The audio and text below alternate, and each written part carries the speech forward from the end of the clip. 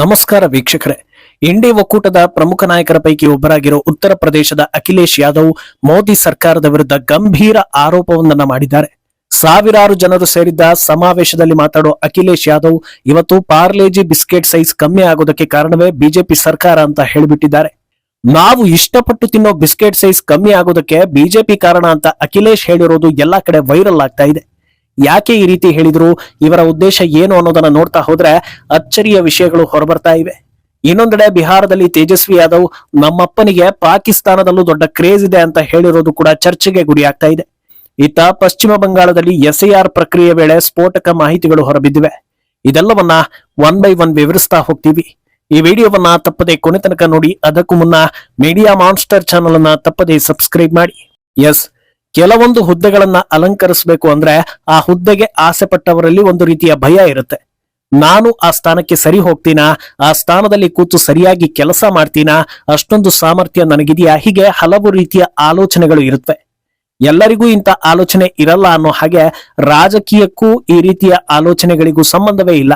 ಎದುರಾಳಿಗಿಂತ ಹೆಚ್ಚು ಓಟ್ ಬಂತು ಅಂದ್ರೆ ನೀನು ಆಡಿದ್ದೆ ಆಟ, ನೀನೇ ಕಿಂಗ್ ಅನ್ನೋ ರೀತಿ ಬಿಂಬಿತವಾಗಿದೆ. ವ್ಯವಸ್ಥೆಯೇ ಹೀಗಿರುವಾಗ ನಾಯಕರು ಕೇವಲ ವೋಟನ್ನ ಕಾನ್ಸಂಟ್ರೇಟ್ ಮಾಡೋದ್ರಲ್ಲಿ ಅಚ್ಚರಿಯೇ ಇಲ್ಲ. ಆದ್ರೆ ಅದಕ್ಕಾಗಿ ಬಳಸೋ ತಂತ್ರಗಳು ಮಾತ್ರ ಒಂದೊಂದು ಸಲ ಅಚ್ಚರಿಯನ್ನ ತರಿಸುತ್ತೆ.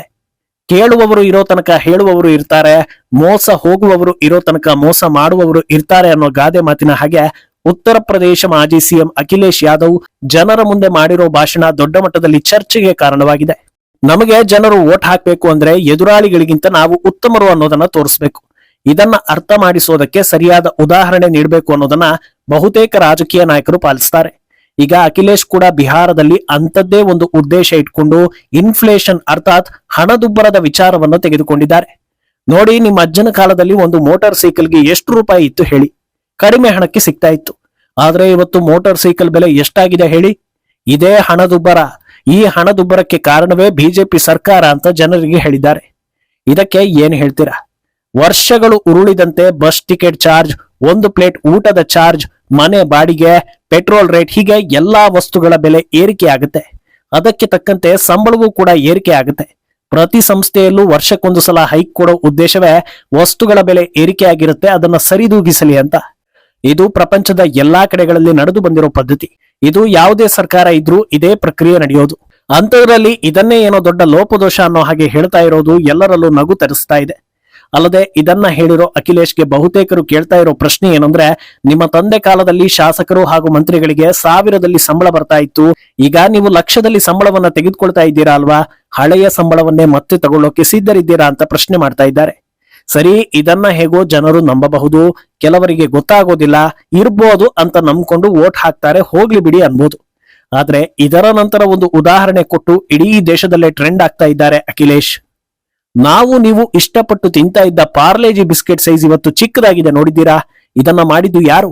ಬಿಜೆಪಿ ಅವರು. ಇವಾಗ ಪಾರ್ಲೇಜಿ ಬಿಸ್ಕೆಟ್ ಸೈಜ್ ಎಷ್ಟು ಚಿಕ್ಕ ಇದೆ ಅಂತ ಕೇಳಿ ಕೈಯಲ್ಲಿ ಇಷ್ಟು ಚಿಕ್ಕ ಇದೆ ಅಂತ ತೋರಿಸ್ತಾರೆ ಅಖಿಲೇಶ್.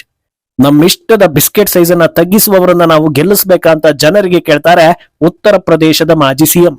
ಈ ವಿಡಿಯೋ ನೋಡಿ ಜನರೆಲ್ಲ ಗಹಗಹಿಸಿ ನಗ್ತಾ ಇದ್ದಾರೆ. ಇಲ್ಲಿ ನಿಜವಾಗ್ಲೂ ತಲೆ ತಗ್ಗಿಸಬೇಕಾಗಿರೋದು ಯಾರಂದ್ರೆ ಅದು ಬಿಹಾರದ ಪ್ರಜೆಗಳು. ಯಾಕಂದ್ರೆ ಇಂಥ ಬಾಲಿಶ ಹೇಳಿಕೆ ಕೊಟ್ಟರು ನಮಗೆ ವೋಟ್ ಬರುತ್ತೆ ಅನ್ನೋ ಗ್ಯಾರಂಟಿ ಇರೋದ್ರಿಂದಲೇ ಬಿಹಾರದಲ್ಲಿ ಅಖಿಲೇಶ್ ಇದನ್ನೆಲ್ಲ ಮಾಡಿದ್ದು. ಇದೇ ರೀತಿಯ ಹೇಳಿಕೆಯನ್ನ ದೆಹಲಿಯಲ್ಲೋ ಅಥವಾ ಬೇರೆ ಯಾವ್ದಾದ್ರು ನಗರ ಪ್ರದೇಶದಲ್ಲೋ ನೀಡಿದ್ರೆ ಇಷ್ಟೊತ್ತಿಗೆ ಬೇರೆ ರೀತಿಯಲ್ಲೇ ಅದರ ಎಫೆಕ್ಟ್ ತಡ್ತಾ ಇತ್ತು. ಆದ್ರೆ ಬಿಹಾರ ಅನ್ನೋದು ಕೆಲವರಿಗೆ ಟೇಕನ್ ಫಾರ್ ಗ್ರಾಂಟೆಡ್ ಆಗಿದೆ ಅನ್ನೋದಕ್ಕೆ ಈ ಹೇಳಿಕೆ ಸಾಕ್ಷಿ ಆಗ್ತಾ ಇದೆ. ಅತ್ತ ಎನ್ಡಿಎ ನಾಯಕರು ತಾರಾ ವರ್ಚಸ್ಸಿರೋ ನಾಯಕರನ್ನ ಕರೆಸಿ ಪ್ರಚಾರ ಮಾಡ್ತಾ ಇದ್ರೆ, ನಾವು ಏನು ಕಮ್ಮಿ ಇಲ್ಲ ಅಂತ ತೇಜಸ್ವಿ ಅಖಿಲೇಶ್ ರನ್ನ ಕರೆಸಿ ಪ್ರಚಾರ ಮಾಡಿಸ್ತಾ ಇದ್ದಾರೆ. ಆದ್ರೆ ಅಲ್ಲಿ ಸೇರಿದ್ದ ಜನರೆಲ್ಲರೂ ಅವಿದ್ಯಾವಂತರಾಗಿದ್ರೆ ಒಂದಷ್ಟು ವೋಟ್ ಬರ್ಬೋದು. ಅದೇ ಅಲ್ಲಿ ಯಾರಾದ್ರೂ ಸ್ವಲ್ಪ ಸಾಮಾನ್ಯ ಜ್ಞಾನ ಅಥವಾ ಶಿಕ್ಷಣ ಪಡೆದವರು ಇದ್ರು ಅಂದ್ರೆ ಅವರೂ ವೋಟ್ ಹಾಕೋದಿಲ್ಲ, ಬೇರೆಯವರಿಗೂ ವೋಟ್ ಹಾಕದಂತೆ ತಡಿತಾರೆ ಅನ್ನೋದು ವಾಸ್ತವ. ಏನು, ಜನರನ್ನ ಯಾಮಾರಿಸೋದಕ್ಕೆ ಅಖಿಲೇಶ್ ಒಂದು ರೀತಿಯ ಹೇಳಿಕೆ ಕೊಟ್ರೆ, ಇನ್ನೊಂದು ಕಡೆ ತೇಜಸ್ವಿ ಯಾದವ್ ಇನ್ನೊಂದು ರೀತಿಯ ಹೇಳಿಕೆ ಕೊಟ್ಟು ಸದ್ದು ಮಾಡ್ತಾ ಇದ್ದಾರೆ. ತಮ್ಮ ತಂದೆ ಲಾಲು ಪ್ರಸಾದ್ ಯಾದವ್ರ ಹೆಸರು ಹೇಳಿ ವೋಟ್ ಪಡೆಯೋದಕ್ಕೆ ಮುಂದಾಗೋ ತೇಜಸ್ವಿ ಅವರನ್ನ ಹೊಗಳೋದಕ್ಕೆ ಶುರು ಮಾಡ್ತಾರೆ.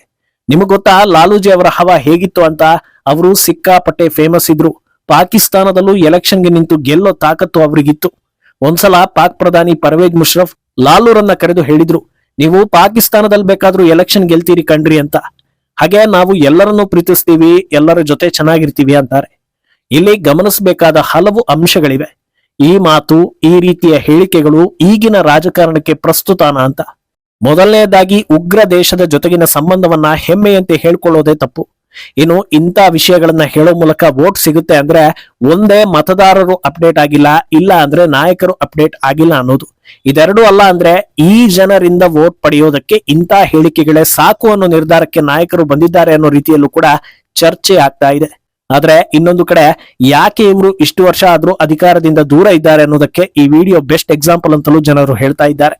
ಇನ್ನು ಜನರನ್ನ ಯಾಮಾರಿಸೋ ನಾಯಕರ ಲಿಸ್ಟ್ ನಲ್ಲಿರೋ ಮಮತಾ ಬ್ಯಾನರ್ಜಿ ಆಡಳಿತದ ಬಂಗಾಳದ ಕಡೆಯಿಂದಲೂ ಕೂಡ ಸ್ಫೋಟಕ ವಿಚಾರಗಳು ಬರ್ತಾ ಇವೆ. ಬಾಂಗ್ಲಾದೇಶದ ಗಡಿಭಾಗದಲ್ಲಿರೋ ಪಶ್ಚಿಮ ಬಂಗಾಳದ ಜಿಲ್ಲೆಗಳಲ್ಲಿ ಜನಸಂಖ್ಯೆಗೂ ವೋಟರ್ ಐಡಿಗೂ ಮ್ಯಾಚ್ ಆಗ್ತಾ ಇಲ್ಲ. ದೊಡ್ಡ ಮಟ್ಟದಲ್ಲಿ ವ್ಯತ್ಯಾಸ ಕಂಡು ಬರ್ತಾ ಇದೆ ಅನ್ನೋ ವಿಚಾರವನ್ನ ಎಲೆಕ್ಷನ್ ಕಮಿಷನ್ ರಿವೀಲ್ ಮಾಡಿದೆ. ನ್ಯಾಷನಲ್ ಎವರೇಜ್ ಪ್ರಕಾರ ಮತದಾರರಲ್ಲಿ 49% ಏರಿಕೆ ಆಗ್ಬೇಕು. ಆದ್ರೆ ಉತ್ತರ ದಿನಾಜ್ಪುರದಲ್ಲಿ 102%, ಮಾಲ್ಡಾದಲ್ಲಿ 95% ಏರಿಕೆ ಕಂಡು ಬಂದಿರೋದನ್ನ ಎಲೆಕ್ಷನ್ ಕಮಿಷನ್ ಬಿಚ್ಚಿಟ್ಟಿದೆ. ಅಲ್ಲಿಗೆ ಪಶ್ಚಿಮ ಬಂಗಾಳದ ಗಡಿ ಜಿಲ್ಲೆಗಳಲ್ಲಿ ಅಕ್ರಮ ವಲಸಿಗರು ಇರೋದು ಆಲ್ಮೋಸ್ಟ್ ಕನ್ಫರ್ಮ್ ಆಗಿದೆ. ಇಷ್ಟಿಲ್ಲದೆ ಇದ್ದಿದ್ರೆ ಖುದ್ದು ಮಮತಾ ಬ್ಯಾನರ್ಜಿ ಬೀದಿಗಿಳಿದು ಹೋರಾಟ ಮಾಡ್ತಾ ಇರಲಿಲ್ಲ ಅನ್ನೋದು ಕೂಡ ವಾಸ್ತವ. ಬಂಗಾಳದಲ್ಲಿ ಎಸ್ಎಆರ್ ಪ್ರಕ್ರಿಯೆ ಸರಿಯಾಗಿ ನಡೆದಿದ್ದೇ ಹೌದಾದ್ರೆ ಬಿಹಾರಕ್ಕಿಂತಲೂ ದೊಡ್ಡ ಮಟ್ಟದಲ್ಲಿ ಅಕ್ರಮ ವೋಟ್ಗಳು ಸಿಕ್ಕೇ ಸಿಗುತ್ತವೆ ಅನ್ನೋದು ಈ ವಿಚಾರದಿಂದ ಖಾತ್ರಿ ಆಗ್ತಾ ಇದೆ. ಅಲ್ಲಿಗೆ ಈ ಪ್ರಕ್ರಿಯೆ ನಡೆಸೋದಕ್ಕೆ ಮಮತಾ ಬಿಡೋದಿಲ್ಲ. ಹೆಜ್ಜೆ ಹೆಜ್ಜೆಗೂ ಗಲಭೆ, ಹಿಂಸಾಚಾರ, ಹಲ್ಲೆಗಳ ಮೂಲಕ ಹೇಗಾದ್ರೂ ಮಾಡಿ ಇದನ್ನ ತಡೆಯೋ ಪ್ರಯತ್ನ ಮಾಡೇ ಮಾಡ್ತಾರೆ ಅನ್ನೋದನ್ನ ಎಲ್ಲರೂ ಊಹಿಸುವಂತಾಗಿದೆ. ನಮ್ಮ ದೇಶದ ದುರಂತ ನೋಡಿ. ಯಾರ್ ಬೇಕಾದ್ರೂ ಎಲೆಕ್ಷನ್ಗೆ ನಿಲ್ಲಬಹುದು, ಗೆಲ್ಲಬಹುದು, ರಾಜಕೀಯಕ್ಕೆ ಬರಬಹುದು ಅನ್ನೋ ಅವಕಾಶವನ್ನ ಸಂವಿಧಾನ ಕೊಟ್ಟರು ಇವರೆಲ್ಲ ಹೇಗೆ ಮಿಸ್ಯೂಸ್ ಮಾಡ್ಕೊಳ್ತಾ ಇದ್ದಾರೆ ಅಂತ. ಸಿಎಂ ಆಗಿದ್ದಾಗ ದೇಶದ ಪರವಾಗಿ, ಬಡವರ ಪರವಾಗಿ, ಅಭಿವೃದ್ಧಿ ಪರವಾಗಿ ಕೆಲಸ ಮಾಡಿದಿದ್ರೆ ಈ ರೀತಿ ಕಳ್ಳದಾರಿಯಲ್ಲಿ ಸಂವಿಧಾನಕ್ಕೆ ವಿರುದ್ಧವಾಗಿ ನಡೆದುಕೊಂಡು ರಾಜಕೀಯ ಮಾಡೋ ಅವಶ್ಯಕತೆ ಇರ್ತಾನೆ ಇರಲಿಲ್ಲ. ಆ ರೀತಿ ಮಾಡದೇ ಇದ್ದಿದ್ರಿಂದ ಈಗ ಜೀವನದುದ್ದಕ್ಕೂ ಅನಾಚಾರ ಮಾಡಿಕೊಂಡೇ ಇರಬೇಕು ಅನ್ನೋ ಪರಿಸ್ಥಿತಿ ಬಂದಿದೆ ಅಂತ ಜನರೇ ಹೇಳ್ತಾ ಇದ್ದಾರೆ. ಮಹಿಳಾ ಮುಖ್ಯಮಂತ್ರಿ ಆಡಳಿತ ಇರೋ ಪಶ್ಚಿಮ ಬಂಗಾಳ ಯಾವುದೇ ಕಾರಣಕ್ಕೂ ಮಹಿಳೆಯರಿಗೆ ಸುರಕ್ಷಿತವಲ್ಲ ಅನ್ನೋದು ಹಲವು ಸಲ ಸಾಬೀತಾಗಿದೆ. ಇಷ್ಟೊಂದು ಕಳಂಕ ಹೊತ್ತು ಸಂವಿಧಾನಕ್ಕೆ ಸವಾಲ್ ಹಾಕಿ ಹೆದರಿಸಿ ಬೆದರಿಸಿ ಓಲೈಕೆ ಮಾಡಿ ಮಮತಾ ಸಾಧಿಸೋದಾದ್ರೂ ಏನು ಅನ್ನೋದು ಜನರ ಪ್ರಶ್ನೆ. ಈಗ ಎಸ್ಎಆರ್ ಪ್ರಕ್ರಿಯೆ ಹಾಗೂ ಇತರೆ ಕಾಯ್ದೆಗಳ ಮೂಲಕ ಅಕ್ರಮ ವಲಸಿಗರನ್ನ ಆಚೆ ಕಳಿಸದೇ ಇದ್ರೆ ಎಂತ ದೊಡ್ಡ ಸಮಸ್ಯೆ ಆಗಲಿದೆ ಅನ್ನೋದಕ್ಕೆ ಇದೇ ಸಾಕ್ಷಿ. ಭಾರತದ ಗಡಿ ಜಿಲ್ಲೆಗಳಲ್ಲಿ ಡೆಮೋಗ್ರಫಿ ಬದಲಾಗ್ತಾ ಇರೋದು, ಬಂಗಾಳದಲ್ಲಿ ಹಿಂದೂಗಳ ಮೇಲಿನ ಹಿಂಸಾಚಾರ ಹೆಚ್ಚಾಗ್ತಾ ಇರೋದಕ್ಕೆ ಇದೇ ಕಾರಣ. ಮುಂದೇನಾಗುತ್ತೆ ಅನ್ನೋದನ್ನ ಕಾದು ನೋಡ್ಬೇಕು. ಈ ಬಗ್ಗೆ ನಿಮ್ಮ ಅಭಿಪ್ರಾಯವನ್ನ ತಪ್ಪದೆ ಕಮೆಂಟ್ ಮೂಲಕ ತಿಳಿಸಿ.